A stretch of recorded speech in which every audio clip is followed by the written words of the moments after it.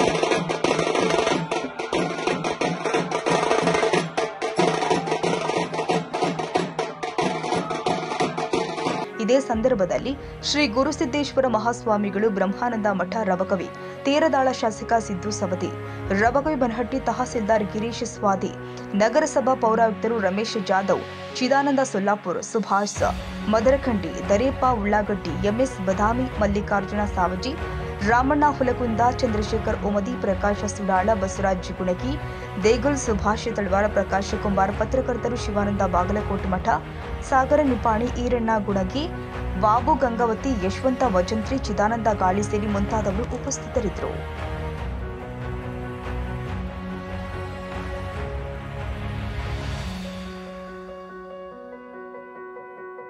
ತಾಜಾ ಸುದ್ದಿಗಾಗಿ MTV news 24x7ಗೆ subscribe ಮಾಡಿ ಮತ್ತು ಬೆಲ್ ಐಕಾನ್ ಅನ್ನು ಒತ್ತಿ. ತಪ್ಪದೇ ಲಿಂಕ್ ಶೇರ್ ಮಾಡಿ.